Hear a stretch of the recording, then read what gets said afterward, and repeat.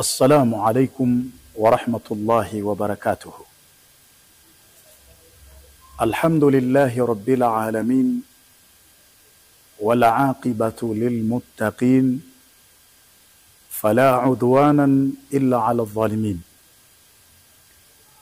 والصلاة والسلام على أشرف الأنبياء والمرسلين سيدنا محمد وعلى آله وأصحابه الكرام ومن تبعهم بإحسان إلى يوم الدين.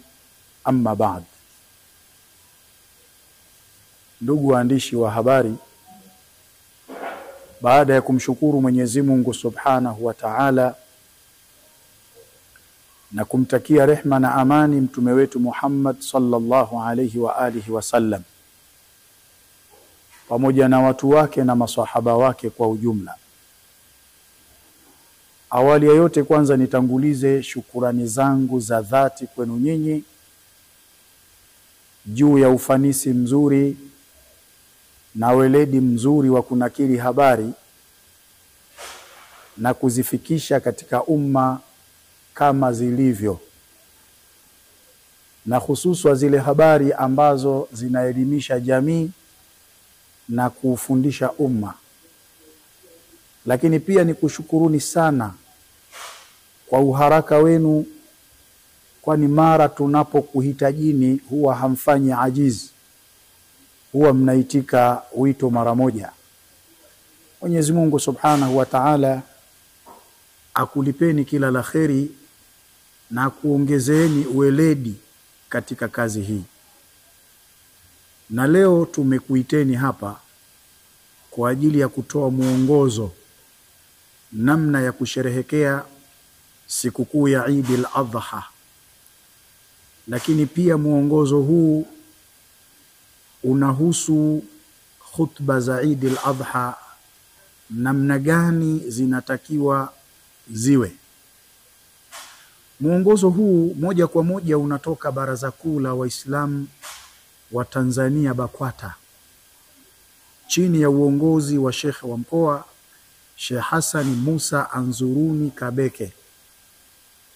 Lakini pia unatoka juu katika ofisi ya Mufti na Sheikh mkuu wa Tanzania Sheikh Abubakari bin Zubairi bin Ali wa Mbwana. Na sisi kama mkoa chini ya uongozi wa Sheikh wa mkoa Sheikh Hassan Kabeke, Sheikh wa mkoa wa Mwanza, tunauleta kwenu na unasomwa kwenu na msemaji wa Sheikh wa mkoa wa Mwanza Sheikh Hassan Musa Anzuruni Kabeke, mimi hapa Sheikh Abu Jalawi.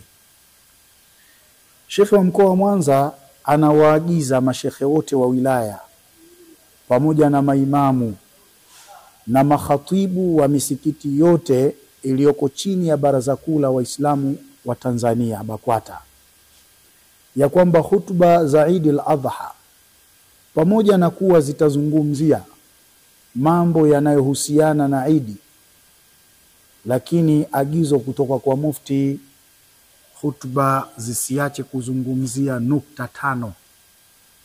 Hizi nukta ni muhimu sana. Mashekhe wa wilaya, mashekhe wa kata na maimamu na makhatibu wanatakiwa walisimamie hili.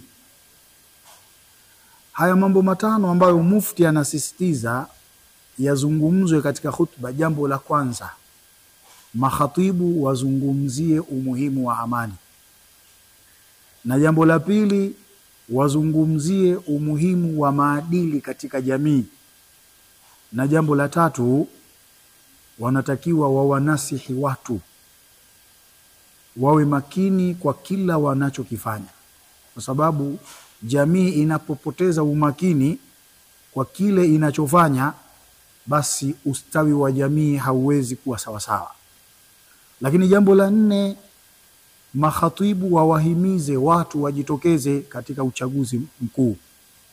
Lakini jambo la 5, waunasihi umma wa Kiislamu na Watanzania kwa ujumla wawe watulivu katika nchi na wajitahidi kuiombea nchi amani na kuombea uchaguzi ili uweze kupita kwa amani. Haya mambo matano mufti anaagiza yatekelezwe katika khutba za Eid al-Adha. Na mufti ameamua kufanya hivyo kulingana na kutambua umuhimu wa amani.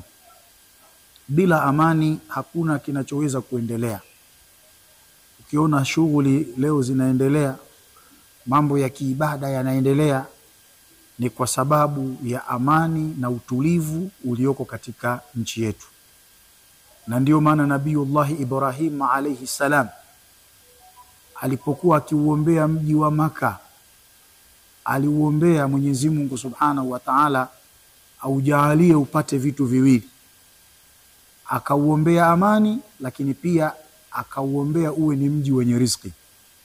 Mwenyezi Mungu Subhanahu wa Ta'ala anasema katika surati al-Baqara aya ya 126, anasema wa idh qala Ibrahimu rabbi ja'al hadha baladan amina warzuq ahlahu min ath-thamarat man amana minhum billahi wal yawmil akhir.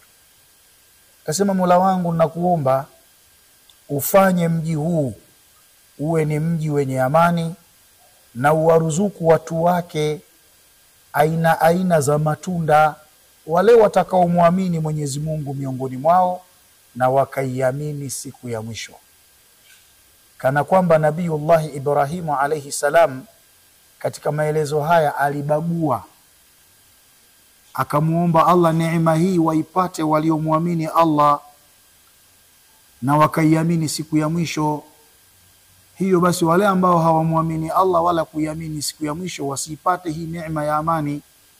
Lakini Allah Subhanahu wa Ta'ala akamwambia waman kafara fa umatti'uhu qalilan thumma adtarruhu ila adhabin alim.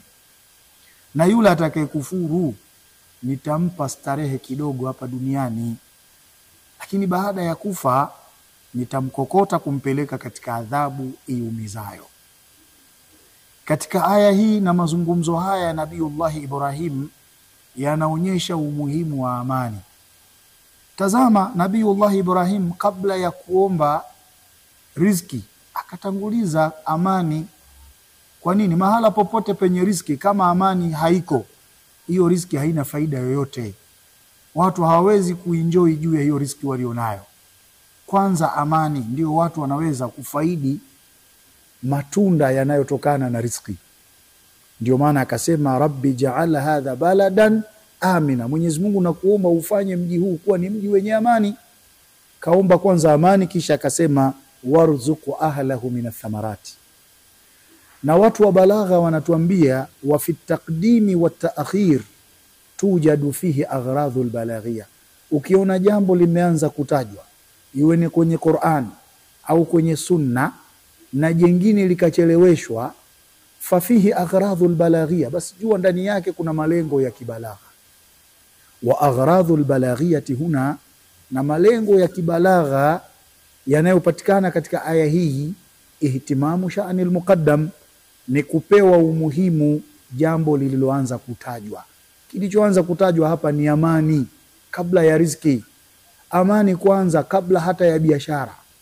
Amani kwanza kabla ya elimu. Amani kwanza kabla ya ustawi wa jamii. Kwa sababu ustawi wa jamii uwe ni wenye kuboreka, lazima kwanza amani itawale.